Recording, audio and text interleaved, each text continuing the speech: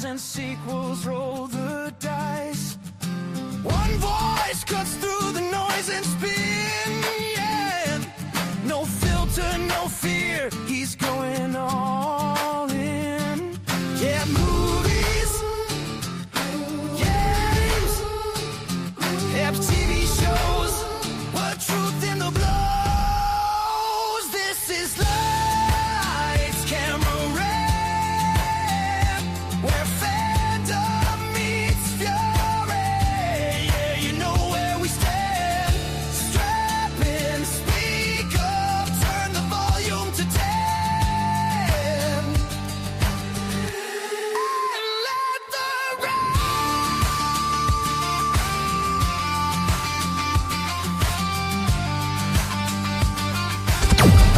Welcome to the Lights, Camera, Rant Podcast. Your source for the latest on movies, TV shows, and video games. Get ready for ranting, raving, and reviewing. Here is your host, Lee. Hi, everyone, and welcome back to another episode of Lights, Camera, Rant. I have a very special guest. I've got Martin from the Film vs. Film podcast, and we are going to be breaking down Predator Badlands, the brand new addition into the Predator universe. How you going, man? I'm very well, thank you. I love the new music, by the way. Thanks. the kind of rock and roll music, that was cool. Turning it up to 10. You get Metallica to do that or something? I wish. I wish, especially after last night, my ears are still ringing from their concert. But no, thanks. That was from it's Sumu or Sumu. It's like an audio app that Okay. from I got recommended it from I was a teenage movie snob. He told me he used it to make his new one. I was like, oh, I'll check it out. I was like, all right, check this out. And I'm like, oh, that's actually pretty fucking good. Yeah, please send me the link to that, please. I will. I would love to hear your theme. I'd love to hear it. Yeah, mine kind of sucks. Well, mine's been the same ever since 2020, so I think I need to update it. Don't worry, man. Like mine's been the same. Actually, the original theme of mine is literally me talking with music in the background. It sounds horrible. It's the first 4 episodes, and I was like, yeah, I can't do this anymore. So I gave somebody some money to make that. I'm like, this sounds horrible. Yeah. But how you been, man? It's been a few months. I came over the other side of the pond to come and see you. Yeah. In real life. Yeah. Flesh to flesh. Not like that. Yeah. No, don't stop. Stop, people. Yeah, it was fun. Your wife wanted to go to a traditional English pub, and she did. that was fun. We had a nice meal. A little look around London. Yeah, it was cool. Yeah. I loved it. Yeah. It was great, even though she was nearly about to fall asleep. Yeah. A lot of traveling. She always was a lot of walking, and it's funny because after I saw you that day, after the pub, we got back, and I was like, "Oh, do you want to go walk around?" She was out. She literally just went straight to bed. I'm like, "Okay, I guess I'll just chill." Put the TV on mute. That's Good night, it. love. Yeah, that's pretty much it. I mean, and it's funny because I was like, oh, maybe I think because it was Wednesday had been out or Twisted Metal was out. I was like, oh, I'll watch an episode while she's asleep. None of my streaming platforms will work because it all said you're in a different country. Oh, no. You I'm like, VPN, I guess. Yeah. I was like, okay, Netflix. All right. Amazon. I'm like, fuck. Really? Did the Wi-Fi not work in the hotels then? No, the Wi-Fi worked. If it realized the fact that I was, because the locations was because I wasn't in my home country. It was like, well, you have to sign in. I was like, I'm not doing that. Never mind. You just had to enjoy European TV. That's it, yeah. which was fine. Which is totally fine. Different ads. Everyone talks differently, but yeah. We certainly do. Yeah. but mate, like there's been since seeing you that, like how much has come out since those past 4 months, and all the announcements that's happened as well. And here we're only 6 weeks away from Christmas, and we've still got Avatar, Five Nights at Freddy's, and Wicked for Good. Yeah. But I mean, the one thing we're all waiting for really is just the Avengers Doomsday trailer that comes with Avatar. Yes, we are. Let's be honest. That's it. Now that's why it's going to make it more money, because they had to do something to make more people go watch it. Yeah, I mean, yeah, it's kind of weird with Avatar: Fire and Earth. I mean, somehow it just makes a shit ton of money. Yet most of the people I talk to, like, oh, do you like Avatar? I'm like, no, like it's just blue people running around in space. I'm like, okay, but somehow it makes a shit ton of money. So that's literally it. Like everyone I speak to is the same thing. Like, oh, I don't really like it because of this. I don't really do this. Or I watched the trailer because it came because I went to the premiere for Predator Badlands in IMAX, and they showed the trailer beforehand, and I'm just watching it going, this is just Avatar: The Last Airbender. Like it's the same to me. It's the same trailer from Way of Water. Oh my god, the water people are rising up. They no, we have to go fight them. Oh my god, the fire people. And then next year be like, and then the Earth people, and then all of a sudden, with your powers combined, there's Captain Planet. Yeah, I'm not, I don't mind the Avatar films. I think, James Cameron can do action like exceptionally well. I'm not like an Avatar hater. I'll happily watch it, but like the last one, there was just so much swimming. I'm just like, you could have cut out like so much of the swimming. I'm like, okay, I've seen enough underwater stuff. Can we like progress the story a little bit, please? Just a little bit. Just a little bit. I know. And I'm still kind of looking forward to it, but I'm intrigued to see like what new things Cameron's going to bring to Pandora and this world. But this world that's about to have its third massive fight. Yeah. I'm intrigued by like the baddie Na'vi this time, like the Ash Na'vi people. So that'll be kind of interesting to see what that turns out like in terms of the story. But look, I just hope it's going to be like, I hope it's going to be good. Like I'm going to be right there watching it. It just boggles me the fact that we've still got 4, 5, and 6 all lined up for this. I'm like, the first Avatar, if you told me, oh, by the way, this is going to spawn 6 movies on this one planet about Pandora, I'd be like, I don't think it's going to get that long, but here we are.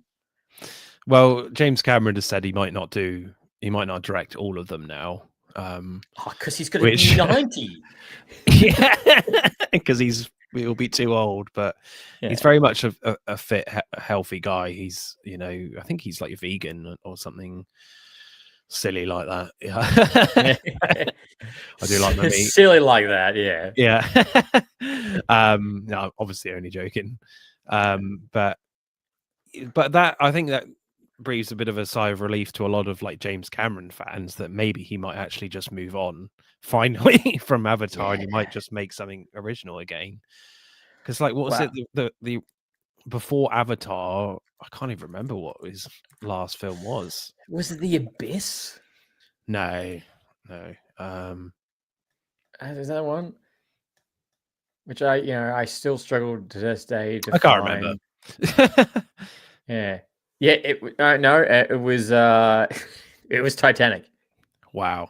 Like it, That's so insane. Literally 1997 Titanic, 2009 Avatar.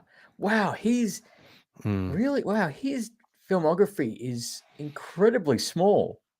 Because he did consciously have a break after Titanic because he wanted to explore the ocean, because he's been down to the Titanic wreck post making the film. It's kind of weird as well with him because he's literally made a documentary about like trying to like debunk all the myths about what happened with Titanic. Oh, is it Ghosts of the Abyss? Something like that, and like literally just doing his own experiments to find out how it actually sank, and like literally critiquing his own films. Like, yeah, it didn't actually go down like that. I was wrong. Yeah, that's right. Yeah, so he's just he's done like being producer on different films, but literally just Piranha 2, Terminator, Aliens, The Abyss, Terminator 2, True Lies, Titanic, and Avatar. Yeah, pretty much. That's hopefully might make something original again. I don't know. Who knows? Oh, I don't know. It'd be nice. Titanic 2. Yeah. There's 2 ships. Double the disaster. Exactly right. It's not the iceberg. Your biggest threat is yourself. Yeah, they just crash into each other. That's it. And it still has the whole debacle over the door. Again, he's literally done an experiment himself to see whether you can fit 2 people on that door or that bit of wood. He has. I've seen that too. But look, speaking of sequels, how did you feel about the last Jurassic Park film? Because it has been reported that Jurassic World Rebirth 2 is currently in the works at the moment, with Scarlett Johansson and Jonathan Bailey returning, which makes it Jurassic Park 8. Right. Honestly, don't care. Really don't care. I'm just completely Jurassic Worlded out now. I really didn't like Jurassic World Rebirth. I thought it's just like Gareth Edwards is a good director. He is. But like, my God, his recent films are just really dumb and stupid.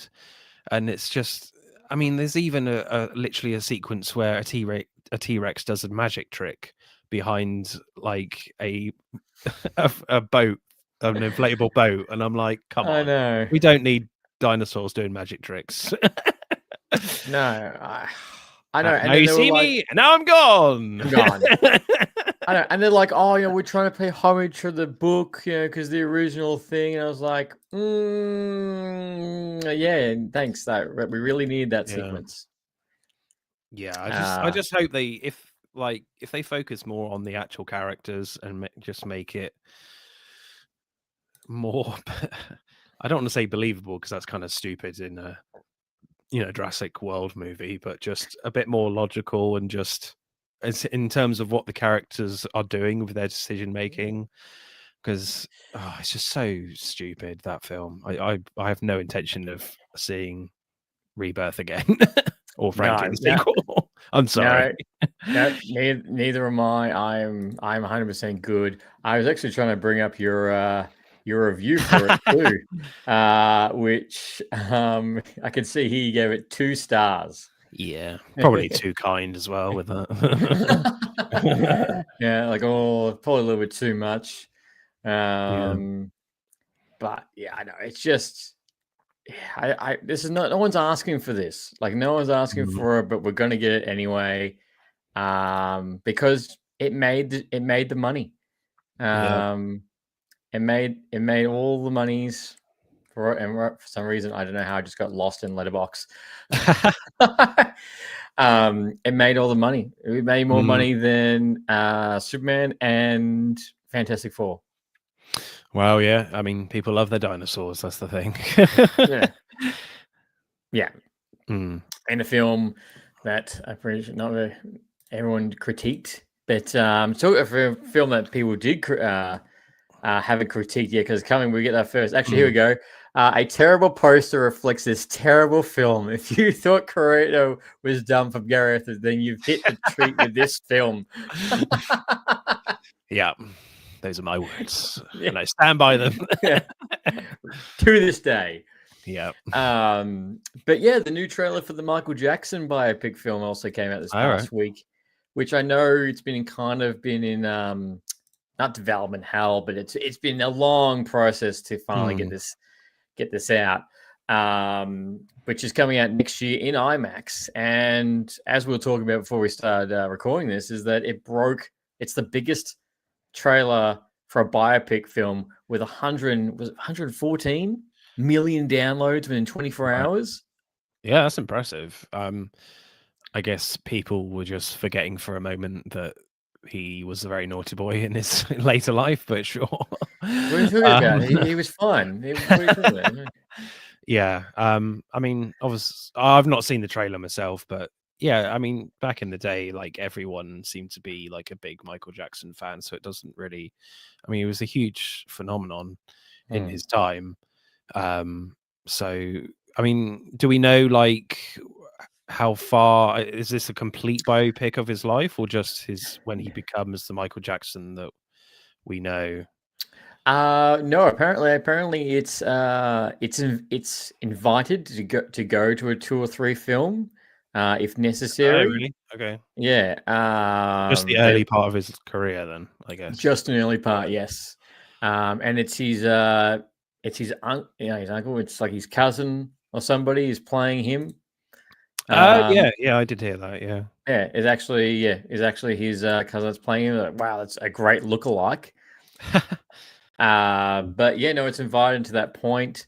I think in IMAX, it's going to look fantastic. Isn't it Anton Fuqua directing it? I think. Yes. Yeah, I he's done some interesting films. A tad hit and miss sometimes, but I kind of like his style, and yeah, I reckon he'll do a good job here. To be honest, if they've put the money behind it and they've really invested in it, and it doesn't get too shoppy, I think it will. I think it would do well. And being the fact it's literally just called Michael 2. Like it's not. It's nothing. Oh, that's right. That's why I got delayed. Now I remember, because of all the strikes. Yeah.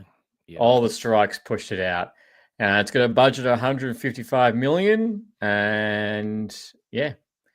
That seems a lot. For a film that's not the whole life, that there may be a second film. Wow. Okay. They're really pushing the boat out for that then. I imagine that, well, I guess some of that is probably because of the strikes, they're making money because of that, with the delays and stuff, and maybe because of the big production values that Michael Jackson had with his own stage shows. I don't know. Maybe. And just for everyone, just to clarify for everyone listening in, the guy who's directing this is the guy who also directed The Equalizer, Olympus Has Fallen, Shooter, Training Day,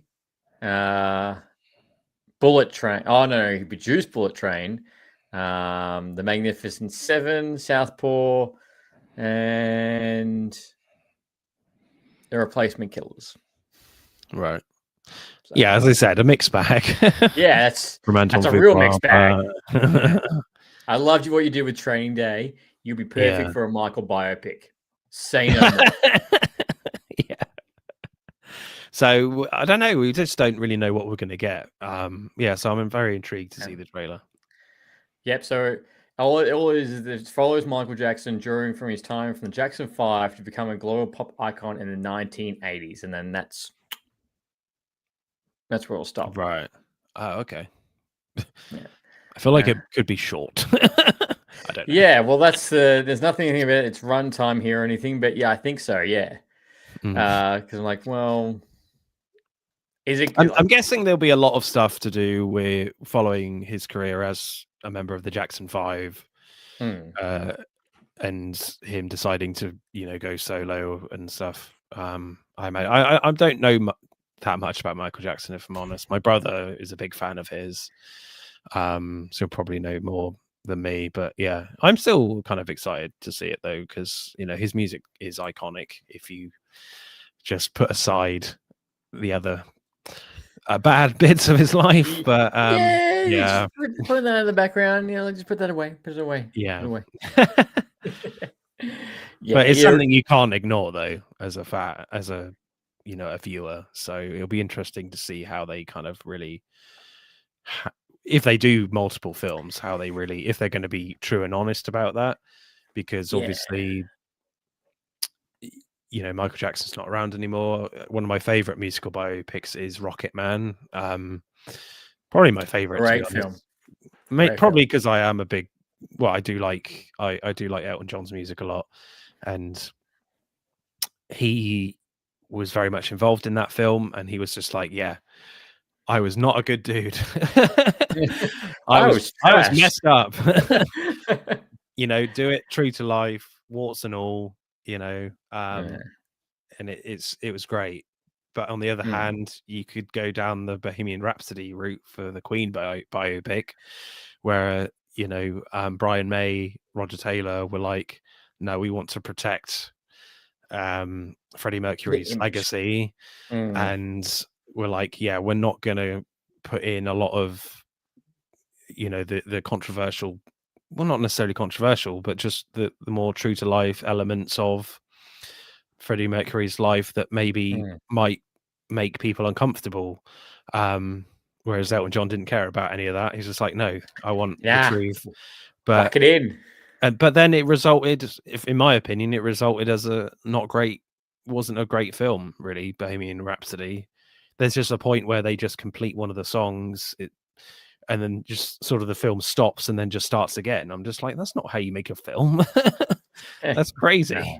So I'm not a huge fan of that. So it depends how true to life they'll make these films, if they do make more, Well, that's exactly right. How much do you tell of your story, the good, the bad, the ugly, or you do it completely and utterly different to anybody else, and you be a monkey for yours? Yeah. Like, yeah, just Robbie Williams. Yeah, like, you know what? I want to be real different.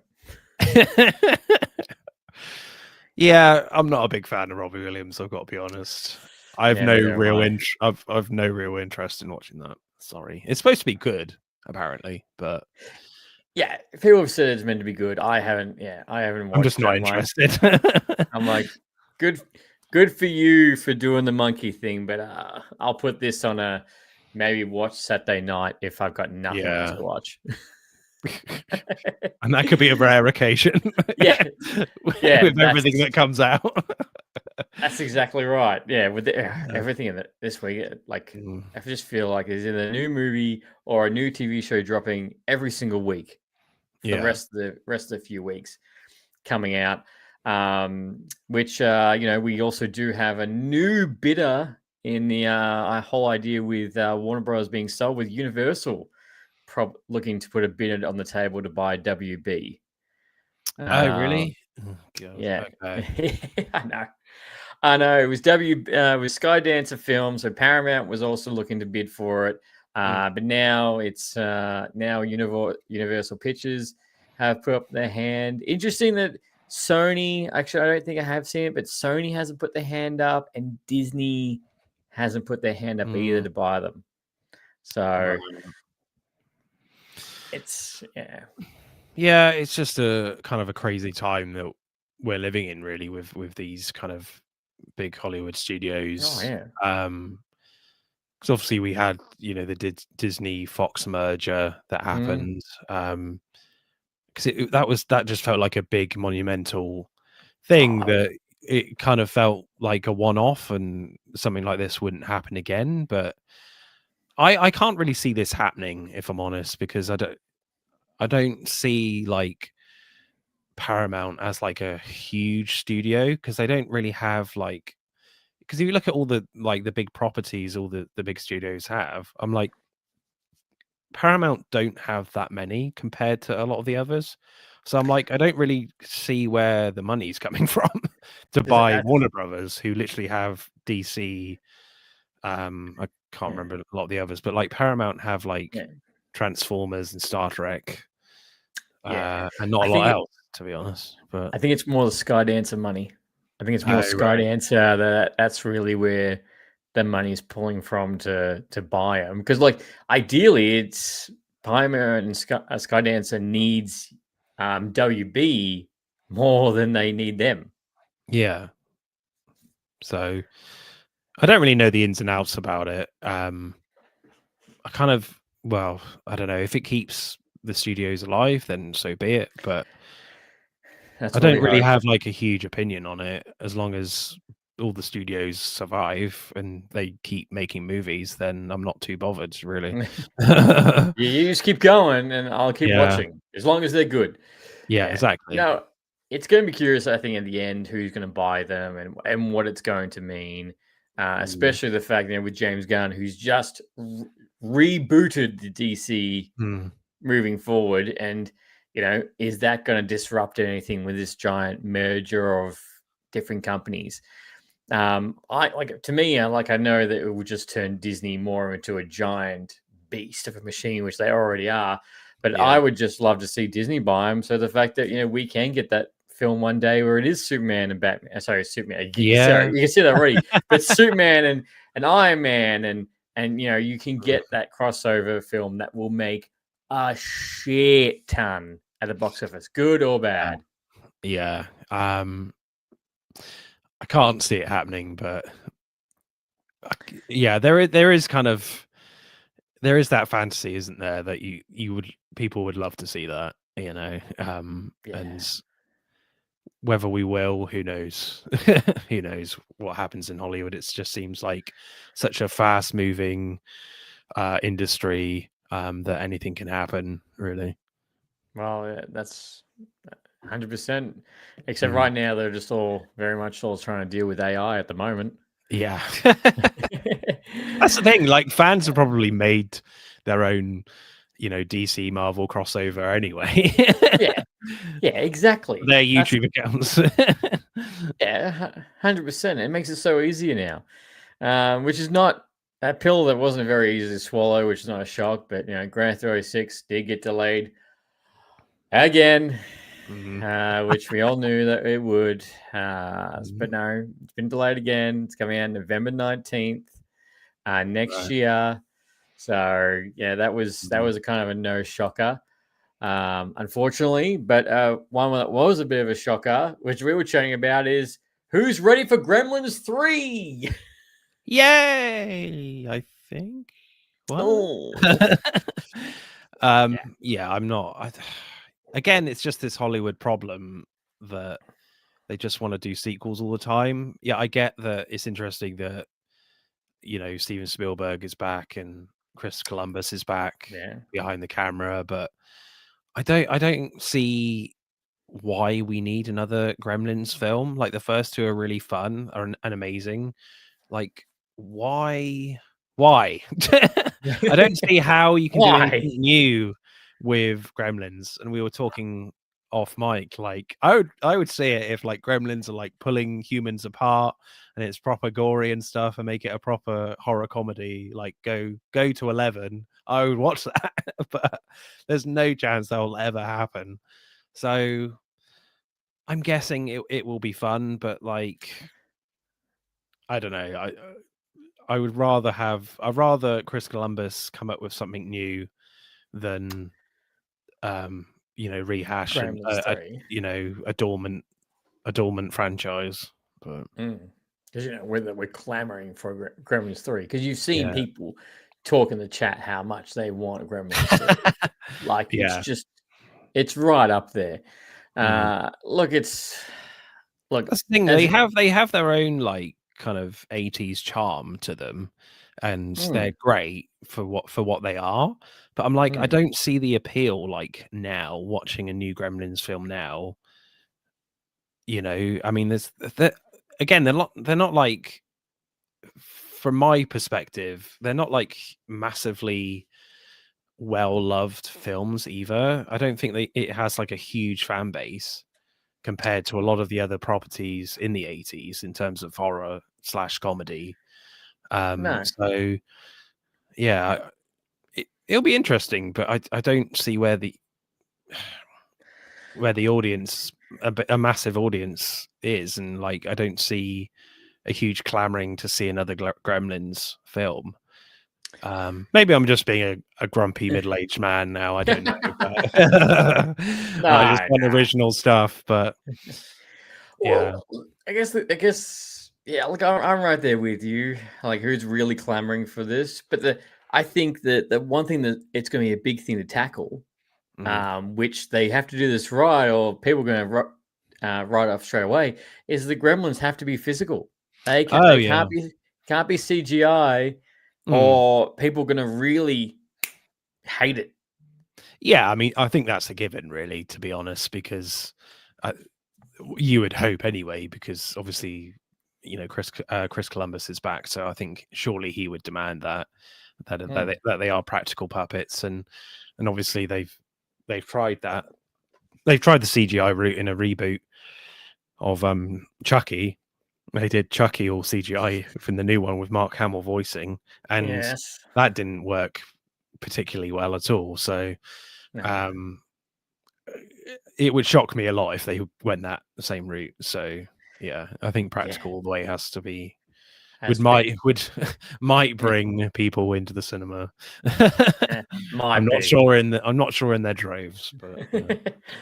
Oh, look, apparently Chris Columbus and Steven Spielberg see something in this, but yeah, Gremlins 3 is not a film I'd be like, wow, I'm going to really be clamoring to go see this in the film. And you know, as we mentioned, apparently the Doomsday trailer is going to be in front of Avatar 3, which is the only reason people are going to see this. But this one was interesting, is that apparently Universal are looking to do a legacy sequel with The Mummy 4.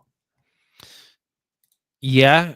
Again, I think maybe it's just because there's, you know, I am of the generation that watched the Mummy films growing up, and you know, I remember going to like parties, you know, sleepover parties, and we watched The Mummy, and we all kind of hid in the so-called scary bits when the mummy like removed his eyes and stuff. Yeah, all the bugs. Yeah, that was cool. So yeah, I because obviously, was it the Tomb of the Dragon Emperor? I think was the third one. No one really liked that. It was a bit too CGI heavy, and even obviously the second one which I think looked like Dwayne Johnson. I'm not sure, as the Scorpion King. But yeah, I think he was in it because I think. Correct me if I'm wrong, but I don't think Rachel Weisz was in the third one. I think it was a different. No, she I can't remember. There was a reason she was a scheduling conflict, or she didn't want to come back for it. Yeah. Yeah, which, you know, funny, like that was one thing that caught me off guard when I watched Black Widow, and I was like, oh my god, it's like she's fine. She could take down the Mummy. Yeah, so it'll be interesting to see how they handle the action and see whether, you know, Brendan Fraser is in great condition. Hopefully he will be. I don't know, but because obviously he has had his like physical issues in the past, health problems in the past, so it'll be interesting to see how they handle the action, because this is like more of an action film than a horror film, aren't they? These films. It was the answer to, we've got no more Indiana Joneses. Well, here's the Mummy. But yeah, and the thing is, he said Brendan Fraser has mentioned in interviews that he would love to come back and play this character again. He won't be very physical, but you know, I'm pretty sure he would be a man that would make sure the fact that you get the best shape he can for the role. But you're gonna need someone like you know, like Glenn Powell to play his son to do. Only because I'm thinking about The Running Man, but you're gonna need someone like him to do the heavy lifting and all this. Yeah, absolutely. But it'll be interesting as well whether they take a similar like approach to like Indiana Jones and the Dial of Destiny with the action with Harrison Ford. So maybe I'm being a bit disrespectful to Brendan Fraser here, but yeah, obviously the action, I don't think people were going into Dial of Destiny for the action. Well, I wasn't, because I'm like, yeah, Harrison Ford's in his 80s. He's not going to be able to do what he did in the original trilogy. So No. it's a very different approach in that film. And obviously with varying results, certainly story-wise. So they very much focused on the narrative and the story and the character moments for that character in the Dial of Destiny. So it'll be interesting to see whether they go down a similar approach with the Mummy 4. Be interesting. Yeah. All well, that, and not to mention look, I think if they do make it, I think it will definitely make its money at the box office. You said that Brendan Fraser and Rachel all come back for this 100%, as well as her brother. As much as he comes back for this, I think it'd be fantastic. But the hard thing is that we're already getting a Mummy movie. We've already got one that's coming out very shortly. Oh yeah, I can't remember his name now. I know it's on the tip of my tongue too. I can see I can see his. Is it the guy who did Evil Dead Rise? Yes. I can't remember. Yes. So Leon Cronin's The Mummy movie. Similarly, is the Cronin. Yes. And this falls under the Blumhouse production, which is really good to know.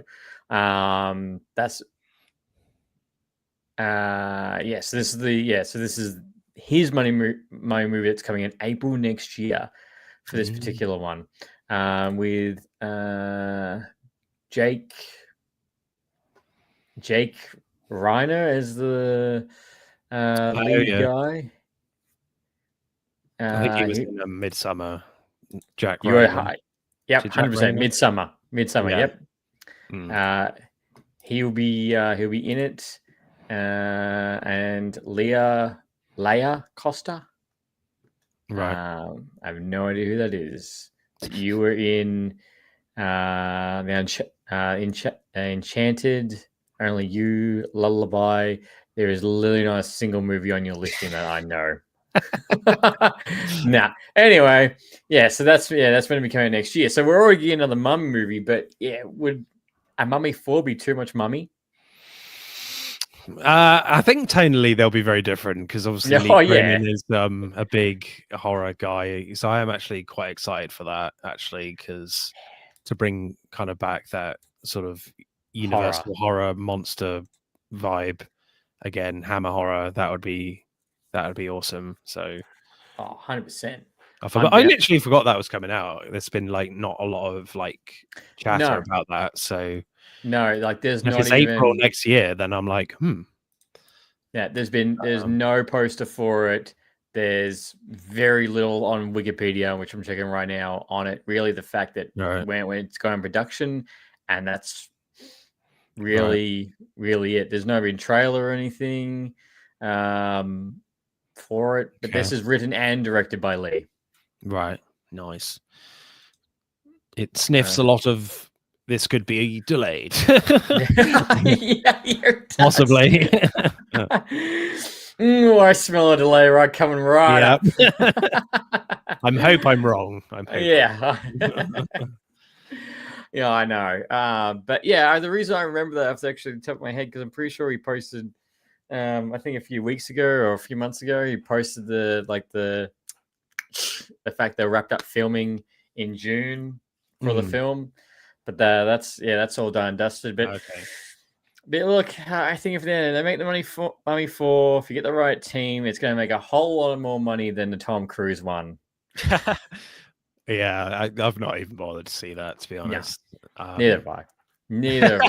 That's talk about the failure to make a joint universe that you call it the Dark Universe, and you talk about all these main actors, you talk about all these people coming, and you literally ended up the first movie. Like you just that was a strange one, really, because I was quite excited about that, but yeah, I don't think it did very well, did it? I don't know if it was a complete flop. I'm not sure. I can't remember, frankly. But I know it wasn't critically well received. So, no, it was not. I'll tell you right now the numbers on that one, which was in 2017. On a budget of 195 million, it made 410 million dollars at the box office. And yep, all 15% terrible. And 2022 director Alex Kurtzman commented this film is probably the biggest flop of his career. oh wow. Okay. And he's like, there's about 1 million things I regret about it. Who knows? And it got nominated for worst picture, worst director, worst actor, worst supporting actor, worst supporting actress, worst screenplay, worst prequel, remake, ripoff, or sequel, and the Razzie nominee, So Rotten You Love It. Oh wow. Okay. And that, yep. And which one do you think that won? They only won one of those awards. Which one do you think it won? Yeah. Oh, I don't know. It's so bad, people love it. Nah, worst actor, Tom Cruise. Oh, won. really?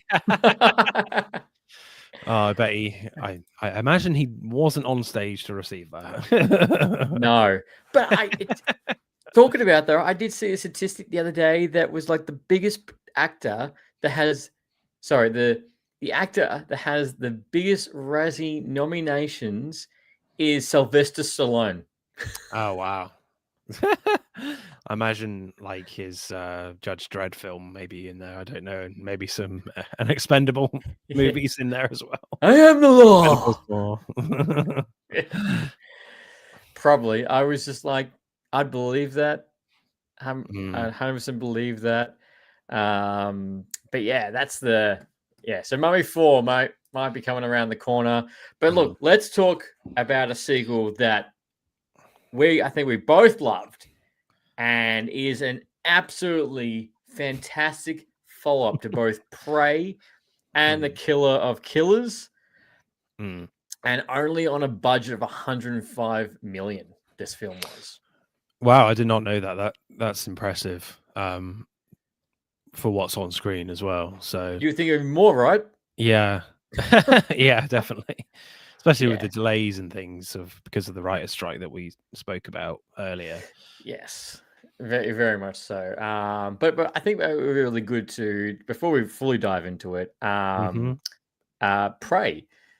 Prey was it went straight into streaming. It did not get a box office release. It went straight to Disney Plus. It wasn't even called Predator. It was just called Prey. And you got Dan, I just forgot his last name, who directed it, and his only previous film was 10 Cloverfield Lane was his last directing film for that. So only one film, and then he brought out Prey, which, the Predator franchise kind of need that refresh. It was need a new film. And what did you think about Prey when you first watched it? Yeah, I always thought it was a big shame and kind of felt odd that it went straight to streaming, and that the studio didn't have a huge amount of confidence with it, which obviously is disappointing in itself. But apparently, it has gone back to cinemas for a limited release, I think, before this film, which is nice to hear. I really liked Prey. It definitely brought the Predator franchise back to life, and the quality was certainly there.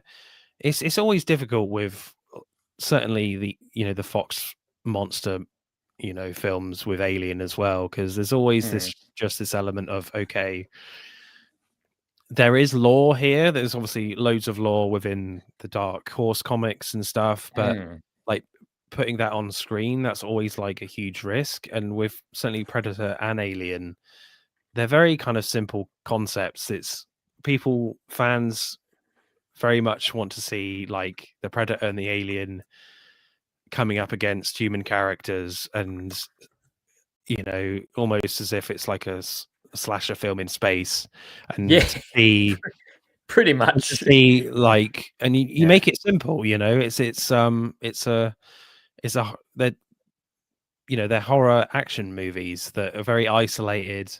It's a very simple concept, and you can really do a lot of cool stuff around that simple idea, and kind of expanding on that with lore and world building with Predator has always been a challenge with the other films, and it's kind of always been let down. And Prey was always kind of felt like a return to what fans really wanted.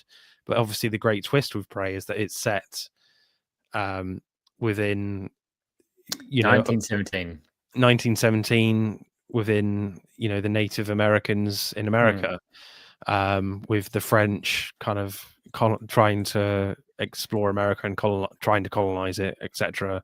So that was always kind of a really great concept, but still keeping that central idea that what made the first film really great is that the Predator's just picking off character after character. I thought Amber Midhunter was fantastic in the film. Oh, she nailed that. Yeah, and the action was just really creative, and just the design of the Predator in that one was really different, and yet still felt very familiar. It was great. I really liked it. Sometimes I think physics and logic certainly go out the window with like her axe attached to a bit of string. I wasn't a massive fan of that, but like at times. But yeah, I really liked it. It just brought the franchise back to its roots. It really did. It really did. And I agree with you. And for this film, as a quick check, this film was only on a budget of 65 million. This was made, and because I remember when the fact that it was like, oh, there's a new Predator movie. It's called Prey. I was like, okay, so it's not called Predator, and it was just coming to streaming. And usually when things just go to streaming, usually that's, as we both know, is a very bad sign. Yeah, usually. And you're like, oh, this is going to be rough one way or another. And the last Predator film before that was the Brody, The Predators. Oh no, The Predator from Shane Black, which was terrible. Yes, which is not right. That and again, nobody liked. No, I didn't like it at all. It was just like suspense and tension just gone out the window, and just like it was just kind of rushed action. There are some cool elements in it, but again, weirdly, I don't really understand it, if I'm honest. That there was just it's a sequel or a reimagining, and just the fact that their idea was to try and make the Predator scarier was just to make it bigger, and like he had Predator dogs as well. It was just like, really? Yeah. I don't know. It just didn't. It just didn't feel particularly very creative. That you have like just their idea was just let's just make the Predator 9 feet tall and just a lot bigger than the original Predator. I'm like, really? What? Reimagining. But we do the Why So Serious Guys podcast. They've come past on live, which we really do appreciate it. And they've just asked the question, but can you consider Badlands a Predator film? It's a move away from the standard, but the plot is also generic sci-fi trope. I think obviously it's interesting because obviously this is very much from the perspective of the Predator. Narratively, I guess it's interesting with the question that this is a Predator guy that's kind of just trying to prove himself and get revenge on his father. So, and I guess because my worry going into Predator Badlands was that with watching the trailers was just that was this film just going to be monster fight after monster fight, and I was like, it is that to a certain extent, but I think what makes it kind of interesting as well that we've not really seen with the Predator films, and not too much within sci-fi, I don't think, is not dissimilar to some sci-fi films, but you have, I'm just thinking of Emily Mine, that you kind of have this buddy cop element, this buddy aspect to it with Elle Fanning's synth character with no legs. So so that was the one kind of disappointing thing for me about the film, because I with Predator Badlands, I think this is the weakest out of the three, if I'm honest, with what he's done. I absolutely loved Killer of Killers. Absolutely fantastic, kind of that anthology aspect of the film, bringing all of these characters together at the end with kind of this arena fight. I thought, oh, this is so good. And the animation style was just so good, absolutely gorgeous, really bloody and gory as well, which obviously is a plus in my book. But I think I get kind of what the guy was saying with that question, is that also because it's more of a monster fight thing, and you have this buddy cop aspect, is that it kind of brings the tone a little bit down, and it's less dark, which you don't really associate with a Predator film. No, which is a shame. And plus, you don't have any human characters. There's 0 human characters, so it makes it very difficult to kind of care so much about the Predator himself and Elle Fanning's character, knowing they're not human, and Elle Fanning's character is not technically alive. So I'm not saying like that you don't care for them entirely, but that you lose something there when there's no human element, when there's very little to actually relate to. They're just a machine. Yeah. So it definitely brings the tone. The tone becomes a lot cutesier, to use a pretentious, silly word, but for the franchise, which is a little bit of a shame, but I get there are the fact that they go to a dangerous planet that could that is just they class it as the most dangerous planet in the universe, and it's kind of monster fight after monster fight. So I kind of get why he's saying that it could be seen as a bit sci-fi tropey. Yeah, and I get that too. It's a completely different tone to Prey and to what we're used to. And you are right; it can feel very generic in saying, oh, look at all these monsters. You're on a dangerous planet. Oh my God, your brother was killed. You gotta get revenge on your dad for all this, and how you could be doing it. But now you've got to. Spoilers left, right, and center for everybody. And now you've got your own synth, and then you got your baby alien with you. Actually, well, half grown up baby alien with you towards the end. So that's where it becomes a little bit more generic, especially probably depending on how you take it. Even the last line that he does say before the film cuts could also seem very generic. But I still to me, if they made it a sequel to this, and it goes back to that dark route with Dick, I that would justify this film.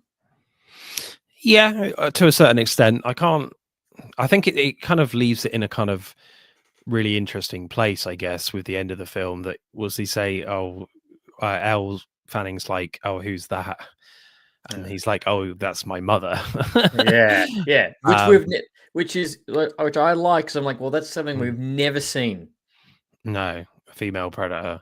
So that would be kind of cool to see.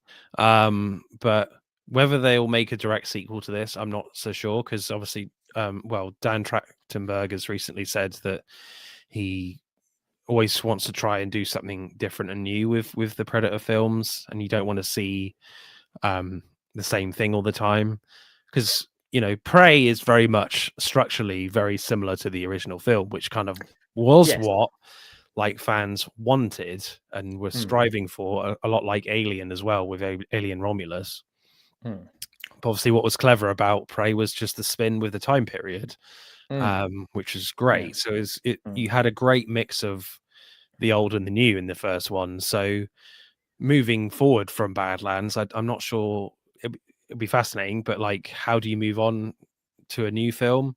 Obviously it kind of feels like eventually we're going to get an Alien versus Predator style movie with both creatures in the same film. Eventually, how they work that in, I'm not within a story, I don't know yet, because it can't be as bad as the original ones. Well, hey, the first one's not too bad. The second one is god awful. Yeah, like it's so bad. If you can even watch that film. Yeah, because it was so dark. I don't think I've even seen it, but it's so dark. And that's the thing, just to touch back, is with the Prey, is what I love about it is the fact it also did this great thing of, it really opened the idea of different time periods for not only Alien, not only Predator, but other, like Hellraiser, drop that into Greek mythology, into Roman times. Like, it really opened that effect on what this could see. And I remember probably one of the biggest things people were asking for when Prey dropped, which I would love to see, was drop Predator in ancient samurai time in Japan. I was like, yeah, that's say no more. I'm 100% in. That would be sick. Yeah. Well, I guess they kind of done that a little bit with Killer of Killers already. Yes, with the blade. But yeah, I mean, I think fans would love Killing Kills too. Well, like a live action version maybe of just that era, but that would be cool. But yeah, with this film, like, I really loved the action, actually. I know I accused of, the Predator, Shane Black's one, it's just kind of chucks the action at you and you don't really have time to breathe. Whereas I think they have a really good balance here of suspense building and tension, but also just bringing it with cool action. And I loved the first fight scene between him and his brother, kind of in that cave. That was cool. That's a new element that they brought, with kind of these fire swords with the red glowing edges to the blades. That was cool. The only thing with that fight is, though, so I was a bit, I didn't know who was fighting who. I didn't know who was I know. Times. You do get lost in just a little bit. It's like, oh, hang on. Yep, I've got you. But it's very cool. Like all the stuff on the Predator's home planet. The YouTube, what are they called? The YouTube. Yeah. Utaja, yeah. Yeah. That was really cool, actually. On the kind of the dangerous planet, yes, I guess you could argue it maybe could look a little bit generic, but like kind of all the monster designs were interesting. Some I liked more than others. I kind of really, obviously the main monster that he was looking for, the callus was pretty cool, and like a lion kind of alien type of thing. I thought we were very much going into Hercules, the Disney film territory, where I thought, okay, is he going to get is he going to try and get himself swallowed by it and then just kill him from the inside? Because he kept growing back his head and stuff. So I was like, okay, how is he going to get his trophy? Okay. Then from then on, it kind of became a little bit predictable that okay, his trophy is going to be Elle Fanning's darker self, darker synth sister. Which was great. She played both of them so well. Yeah, especially the dark one. I was really intrigued by. There's a great horror film for me anyway, I really liked it. I don't think many other people did. The Neon Demon that she's in, she's really great in that. But yeah, she was really cool. Like certainly with the lighter half of her with no legs. I forget her character name, but it was Thea and Tessa. Thea, So Tessa Thea being the evil one, and Thea being the nice one. The tool. Yeah, I know. I did like, yeah. You can't hunt with me. Oh, I could basically be a tool. Yeah, all right, you can come with me. Oh god, there's no fan fiction being written in people's heads right now. No. Yeah, she was kind of funny. I love that moment when they're kind of on the kind of Weyland-Yutani base and they're kind of taking out a load of synths, and her hands and her legs like high five. That was one of the best moments of the film. That was hilarious. Yeah, I thought she was cool. I don't think she did anything particularly special with Thea, but like Tessa, I thought was really interesting. Had a great like dark stare to her with Elle Fanning. Yeah. And just that scene when you first find her and she's at the wreckage ship and she just grabs a tree and kills the tree alien so quickly that it's like, oh, okay, yeah, we can see why you two work together. And I must admit, I did like that scene when he does introduce to the tree alien for the very first time. And he's like, here's my grenades, here's my bow and arrow, here's the blade. I'm going to go, just hunt this thing down. 10 minutes later, you've just got your blade and nothing else. Yeah, that was kind of interesting because it felt like they were kind of harking back to the original film as well. The fact that Arnie was trying to, in the original film, he's like creating his own weapons from the environment that he's got in the jungle, whereas this Predator himself in Deck is doing a similar thing when he's lost all his weapons. So good. So that was kind of cool. I don't really get why he needed a mask though, but yeah, like they'll never know I'm the Predator. They'll never know. That didn't really make a lot of sense. But all the other the snake. Like that was really cool. That was really kind of interesting. That was what really satisfying. But the one thing that I kind of always kind of troubled me with the story is like, why didn't he just try and find where his ship crashed? Like he never decides to do that. So no, when he's got like loads more weapons in the ship. So yeah, but did he know that? That's the thing. Maybe then. I've only seen this film once. Maybe there was a bit where because it's his brother's ship. Yeah, his brother's ship. I think there might have been a moment where he kind of tries to bring up the map on his handguard thing. And tries to bring up a map. Maybe that was a quick thing that they just put in there to just explain that away. But I would have thought there would be more of an effort to try and find his ship. But before going back. Probably, which Mr. DJ Fly High has also come past on YouTube and said, I was hoping he would rebuild his blaster and then blast the monster with his arm cannon. I'm kind of glad he didn't have the arm cannon, shoulder cannon. And I like how, again, it was to do with the snake, but we still got the arm cannon in the end. Yeah, he takes it back, doesn't he? Yeah, takes it back. And I did like about this film as well is that it kind of definitely gave you more of that history and like the group of like how the Predators work together, their culture, like how their camouflage thing is a momentum of like when you've become worthy. You've become worthy. You've brought something. You've killed something, and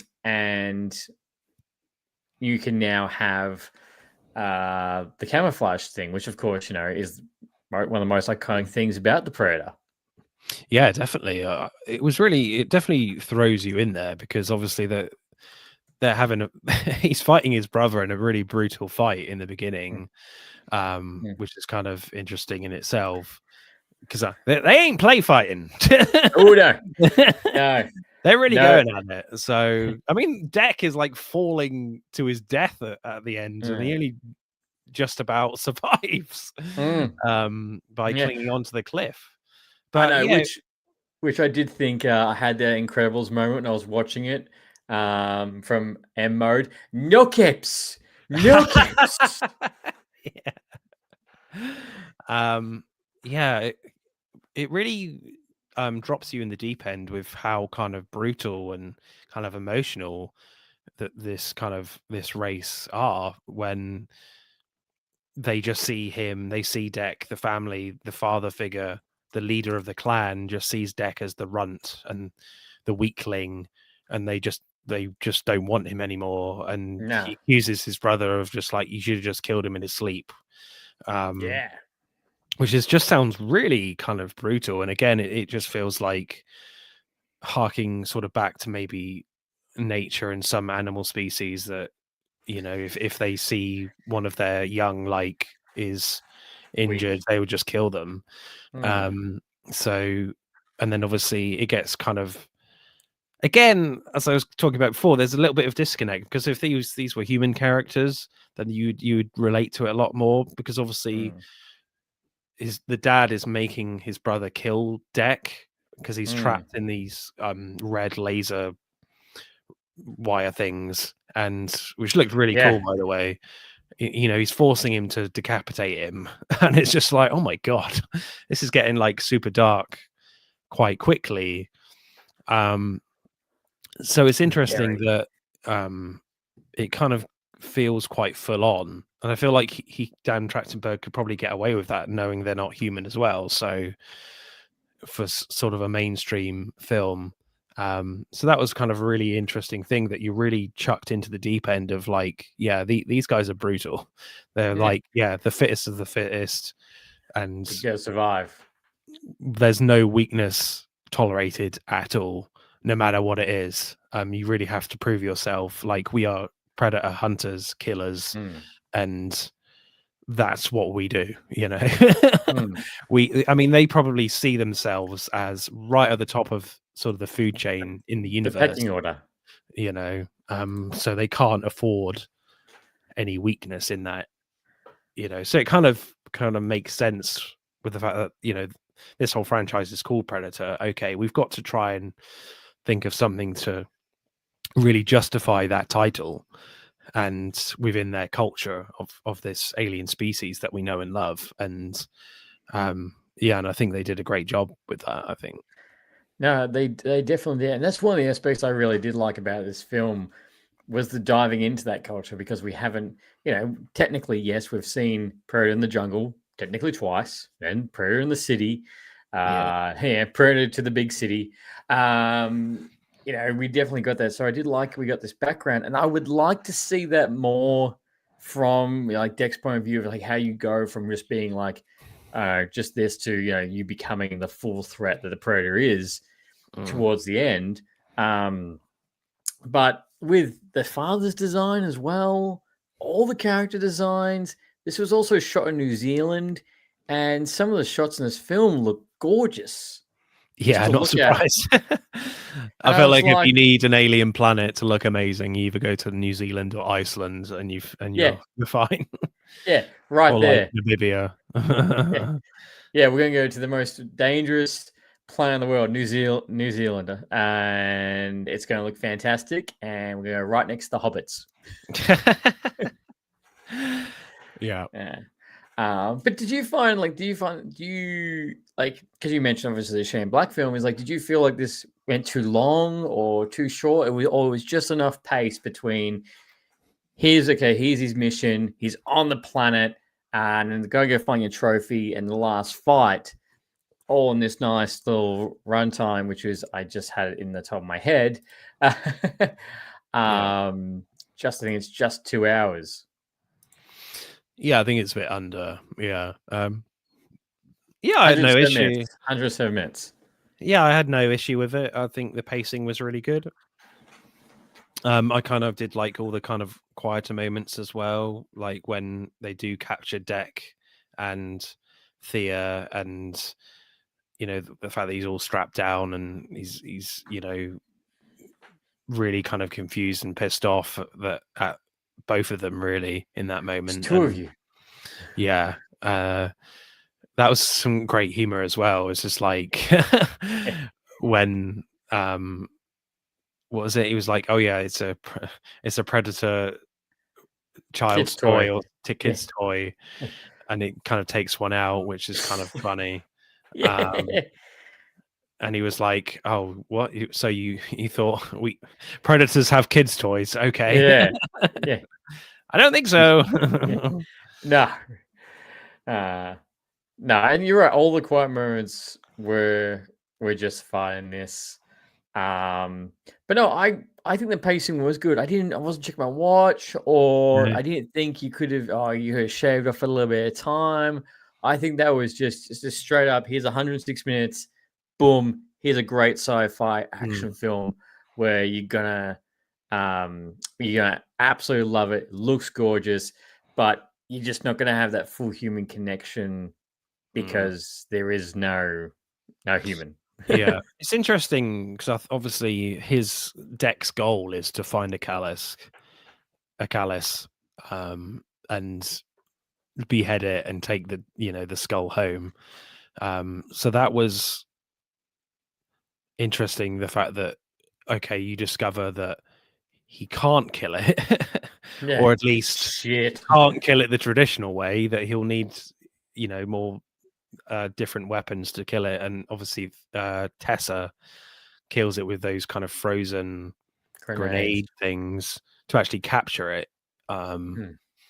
Is it even killable? I don't know. And obviously that kind of turning point for Deck where he decides to like rescue Thea and the monkey alien, which turns out to be the Callus child offspring. Daughter.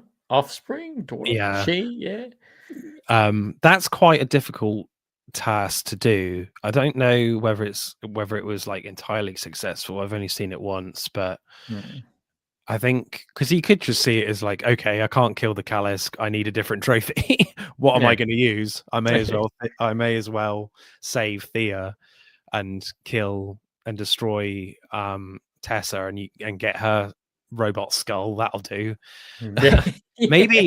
I guess maybe in terms of the fact that it's very much just like, here you go, here's the smallest skull imaginable. I don't care the fact that I need to get a trophy for you guys. I've got my own clan now. I'm not gonna kill you. I've got my own clan now, a robot and a monkey alien. Monkey alien, pretty much. So it's kind of like, it's interesting. It's kind of Dan Trachtenberg. He's established this kind of really brutal, hardcore culture of like, you have to be an incredible killer, and if you're not, we don't want you. And obviously Deck isn't that in the beginning, and he and yet his brother was the one person that cared for him, that pitied him. So, and then obviously he's getting that more care from other characters. So it's just like, okay, again, it's one of these type of stories of he's finding a new family and not his biological family. But again, it's difficult to really get to fully emotionally invested in that when none of them are human. And I think Elle Fanning does a great job actually with giving you an access point with that kind of story, with both characters really that she plays.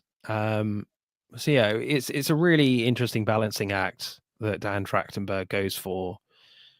So I really, really kind of want to watch this again to see if it really does work, that type of story. Give it another crack. Well, yeah. Well, being Predator, being Disney, give it in March. Are we dropping on streaming? Yeah. It won't take long. Mr. DJ Fly High has said, do you think this film will divide the Predator fandom?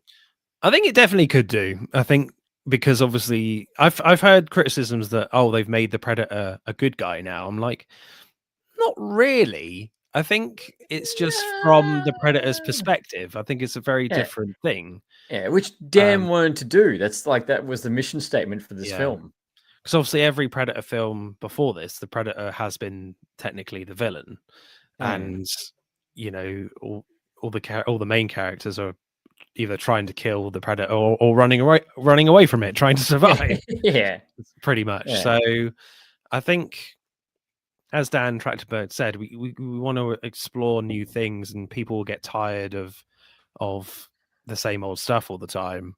So I think it might do, but at the moment, I feel like it is being embraced as a good film and a good idea. 85% on Rotten Tomatoes. The reviews on Letterboxd are really positive. It's the highest opening weekend for a Predator film too, with 15 million. Cool. But again, like, I think that's the one thing that I think could divide fans, is the fact that it doesn't feel particularly R-rated. Whereas, you know, Predator has always been associated with an R rating. Because obviously Prey had that fantastic tone, dark sci-fi tone to it. Whereas this doesn't have that. It's more friendly, if you will, sci-fi friendly. But Dan Trachtenberg has said in interviews that there is the same level of violence in this film, but it's just not committed to human characters. So, well, technically, because they do chop up those synths, so they split them in, they crush their skulls. Like, if you just change that blue to red, it's a very bloody film. Yeah. Yeah, if it was all humans, whoa, it's a bit of a bloodbath. It would. Straight up. We've also got FS713WNW, who's come past a few of our episodes, which I really do appreciate. He's asked, what is your favorite Predator film? It will always be the first one. Yeah. Always. Hands down, the first one. Hands down. Who can say no to Arnie? Yeah. If it bleeds, we can kill it. We can kill it.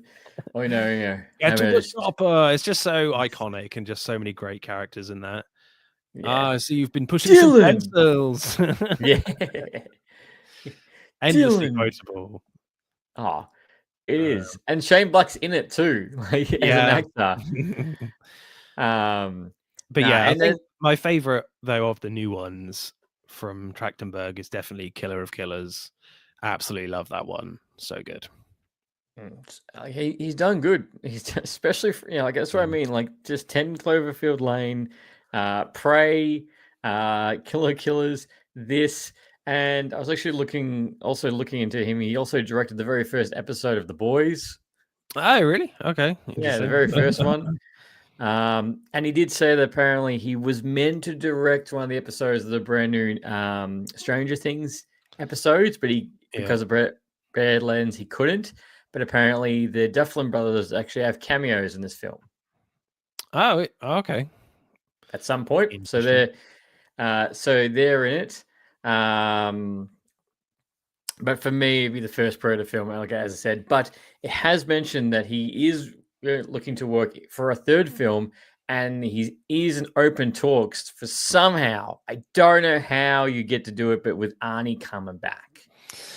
Oh, do we have to? Oh, I don't want that. No. Yeah. I think Arnie has always said he never kind of wanted to return to Predator. Yeah. I feel like he's kind of missed the boat really with it. I feel like he's too old now. Well, that's maybe that's just being really disrespectful to Arnold Schwarzenegger, but I don't know. Just dropping it. You're too old, mate. You're too old. I feel like, I don't know. I just feel like I'm done with like these legacy actors coming back to their franchises and just trying to have one last hurrah in their film. I'm just like, but you're never going to relive the glory days of your original films. No. No. Yeah, 30 years too late. But we did. The thing is, like, if he came back for Killer of Killers, the sequel to that, because that was alluded to at the end. Yeah, possibly. Yeah, I mean, if you go animated, then maybe that could work still. Animated, yeah, and like get I mean, I can't get enough of that animation style. It's just, oh yeah. Can all animation be like that, please? please. But yeah, I just don't know how. Like, what's Arnie really gonna do? Except it's gonna be like old man Predator, basically, of him going on. I fought them once, I survived. They're back again. Yeah. Or yeah, he's not getting out guns and weapons. Like that's why I just can't imagine. He's just reached the age. Like, if they made this film when he finished his tenure as the governor, okay, Yeah, maybe same time when he was doing the Expendables, 100%. But I just don't see. Yeah, let's know how it's going to look. Actually, one thing I do forgot to mention too was that apparently the first original idea for Predator Badlands was dropping the Predator in the World War II. Against the Nazis. And I'm like, that would have been good too. That would have been sick. Yeah, I think moving forward, I think fans definitely want to see like the Predator like dropped into different time periods. I think that still is a really a concept that people still want to see. But also, I wouldn't mind seeing Deck again. But not necessarily. I mean, if we don't, then fair enough. I think Badlands is a great standalone film within itself.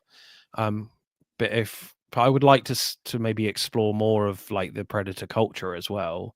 Yes, like if they can work around a film that's kind of like that with a new character, I don't know. Because I find it's just kind of a really interesting thing. So I don't know. I feel like there's endless possibilities that you can really do with Predator. So yeah, I think as long as Dan Trachtenberg is doing them, then I'll watch them. Yeah, I am right there with you. I think this guy has really found his niche. Yeah. In doing this. And obviously it's inevitable that we will get an Alien versus Predator film, but I feel like with Fede Alvarez sort of heading up now the Aliens franchise on the big screen, that is. Yes, with Alien Romulus 2 in the works. Yeah, he's not directing that one, unfortunately, but no.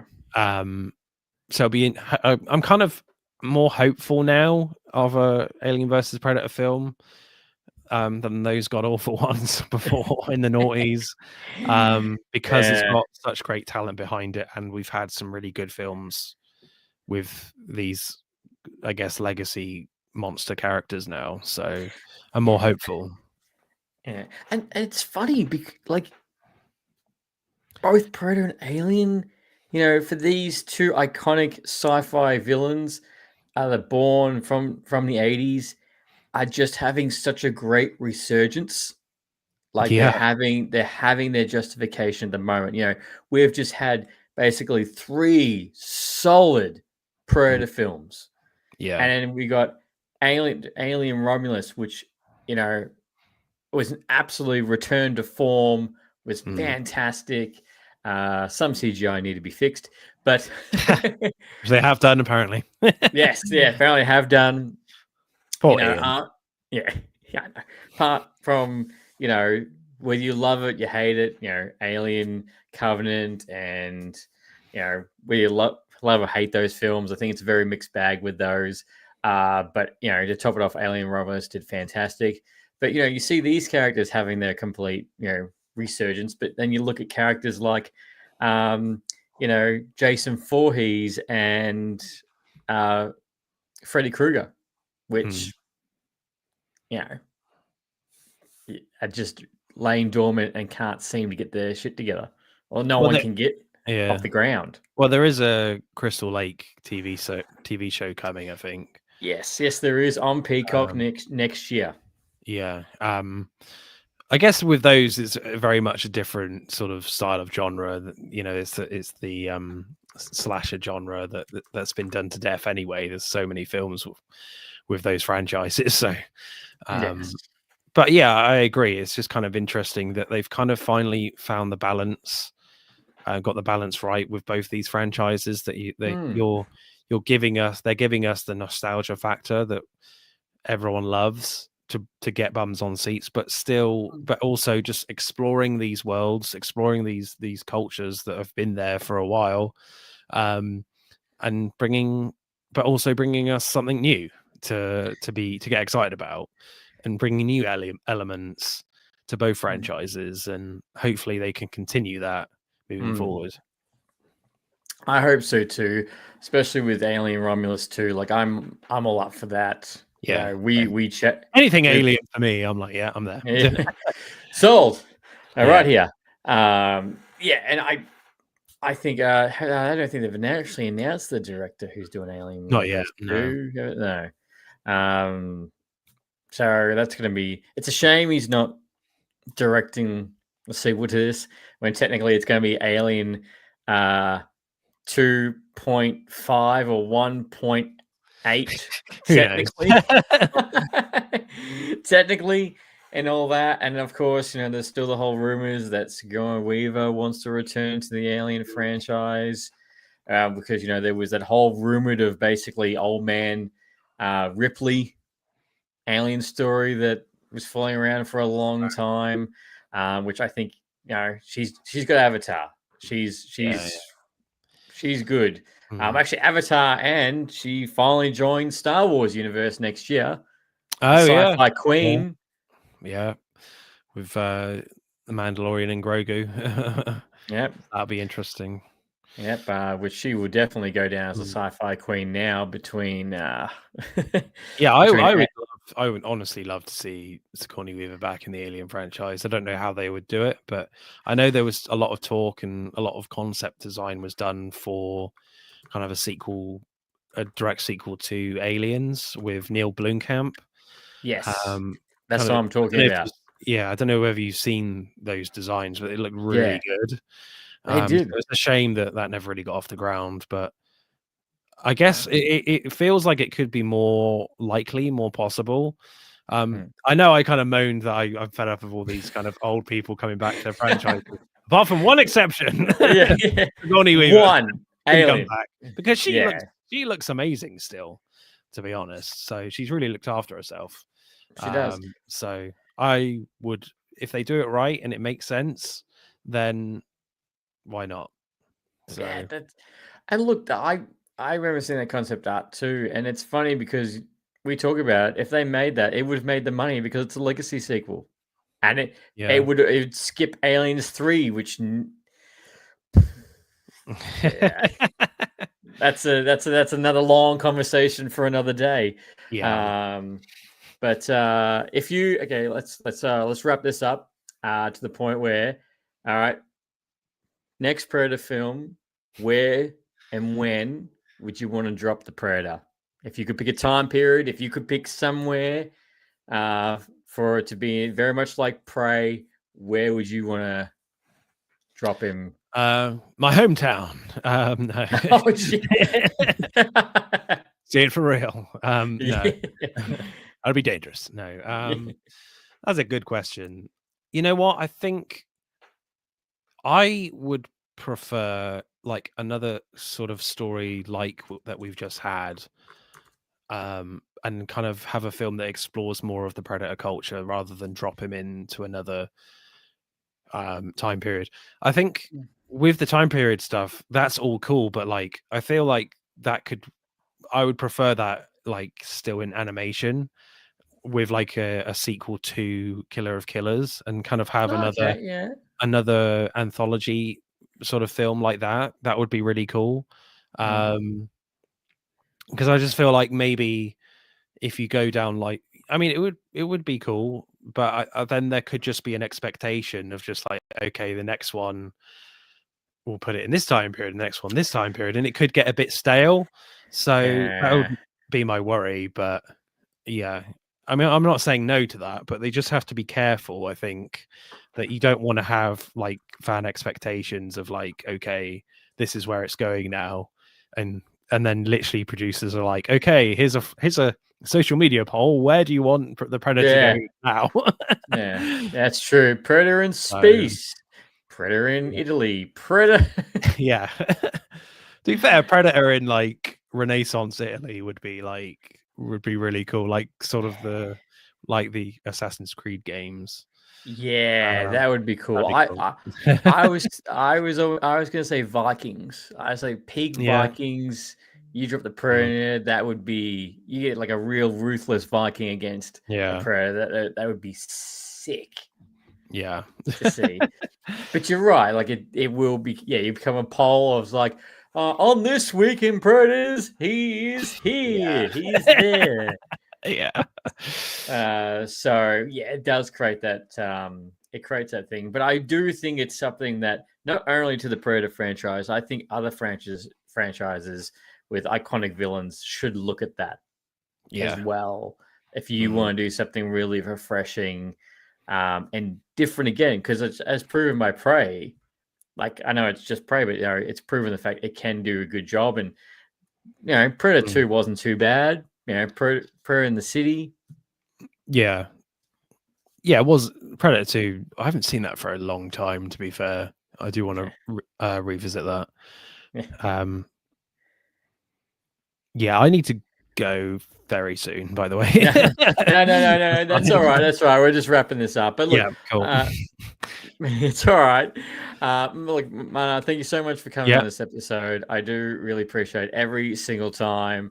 As I mentioned, the fact that you've got a good seat here on the podcast. Thank you. Come back any other time, and I look forward to what we're going to be doing next year on your podcast. Yeah. And I will see you in 1 week later when we're going to talk about The Running Man.